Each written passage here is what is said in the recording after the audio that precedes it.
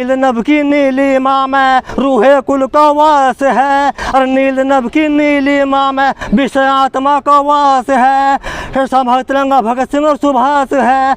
चक्र परिवर्तन यह है शहीदों की कहानी, खून गर्भवत लिखी खांची द्वार फांसी गुंजार बानी।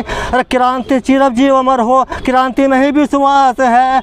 नील नभ की नीलिमा में रूहे कुल का वास है, और शान भारत की तिरंगा भगत सिंह और सुभाष है।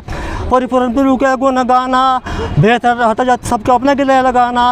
एक राष्ट्रीय रूपता एक हृदय की प्यास है। नील नभ की नीलिमा में रूहे कुल का वास है, और कोटि कोटि की यह किलकारी। भारत माता की जय बोलो, जय जय भारत भूमि हमारी। और समता दीप जलगा घर घर अनुत्तय की आस है। नील नभ की नीलिमा में रूहे कुल का वास है। गंगा सिंधु जना ब्रह्मपुत्र कृष्ण कावेरी नद भारी। भारत उत्तर स्वर्ग हिमालय दिव्य दक्षिण बलिहारी। ब्रह्मदेश पूर्व में प्यारा सर्व पश्चिम वास है। नील नभ की नीलिमा में रूहे कुल का वास है, और भारत जननी के गुण गावे, नमस्कार कर शीश झुकावे। कुछ नहीं जी, इनकी उम्र है काफ़ी ज़्यादा। सबसे पहले मैं इनका सम्मान करता हूँ उम्र के हिसाब से। बड़ी बात यह है कि नेताजी सुभाष चंद्र बोस के प्रेमी हैं।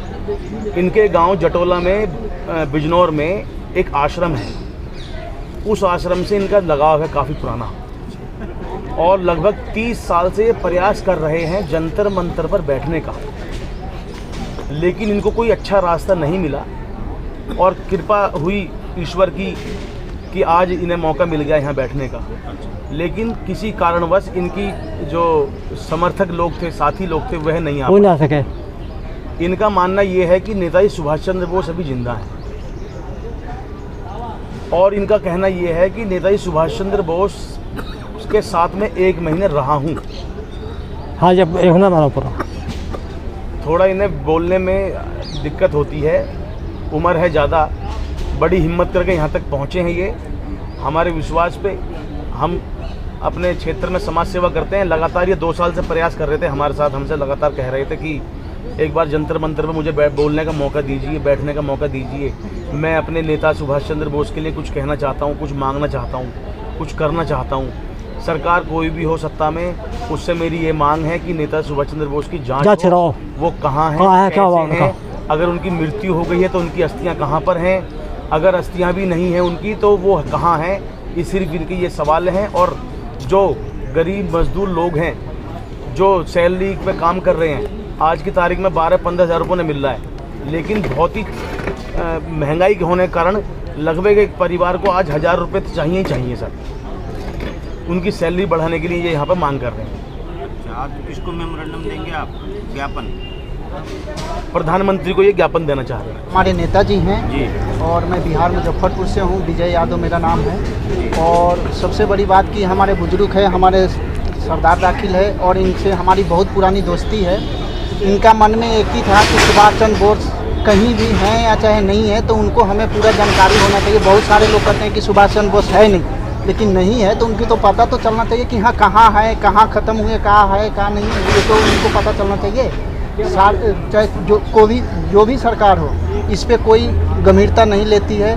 लेकिन हमारे नेताजी सुभाष चंद्र बोस के लिए बहुत अच्छा शेर भी कहते हैं, गाना भी गाते हैं। मतलब हर एक चीज़ उनके सोने उठने बैठने में सुभाष चंद्र बोस ही रहता है। तो बहुत दिन से कर रहे थे, इनका इच्छा था कि हम लोग चल के वहाँ पे एक बार बैठे। और दूसरी बात कि गरीब आदमी आज के डेट में एकदम महंगाई से बेचैन है।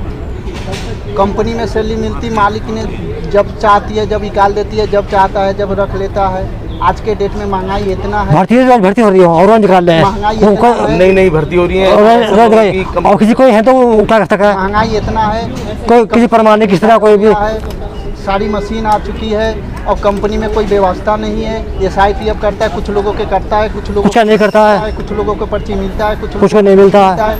अब उसमें यही चीज़ है कि जो मालिक है वो अपनी मर्जी करते हैं। गरीब आदमी के आज के डेट में कोई सुनने के राजी नहीं, कहीं इस तरह कोई भी कहीं भी चले जाओ, कहीं सुनने का कहीं भी।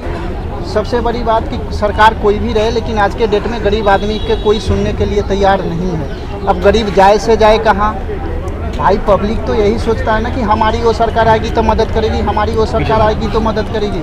लेकिन आज के डेट में कोई ऐसा सरकार नहीं है कि गरीब को मदद करे। आज के डेट में वही आज मदद कर, सरकार भी उसी को मदद करती है जो अमीर है, जो पैसा वाले हैं, उन्हीं को मदद करती है। गरीब को किसी को मदद नहीं कर रहा है। आज के डेट में आप बहुत सारे देख रहे हैं कि बहुत सारे दंगा, बहुत सारे वो हो रहा है, रेप हो रहा है, बहुत सारे चीज़ हो रहा है। लेकिन आज एक छोटा आम आदमी भूखे मर जाता है, चाहे कहीं मर जाता है, तो उसका कोई न्यूज़ में, कोई पेपर में, कोई चीज़ में नहीं आता है। लेकिन आज एक नेता, चाहे आज कोई अधिकारी को कुछ भी हो जाता है, उनका परसेंट पेपर में, परसेंट न्यूज़ में सारा चीज़ आ जाता है। तो हमारा यही मांग है कि सबसे पहले गरीब आदमी को, बेरोजगार को रोजगार दिया जाए और हमारा सुभाष चंद्र बोस को खोज किया जाए, जांच कर कहाँ गए वो, क्या उनका जाए कि कहाँ है, कहाँ नहीं है, और नहीं है तो इनकी आखिर में इनकी शरीर कहाँ था, कहाँ ख़त्म हुए, इसके जांच होना चाहिए। हम उनका प्रमाण देंगे, कैसे जांच होना चाहिए। तो मैं इतने कहूँगा कि ये हमारा मांग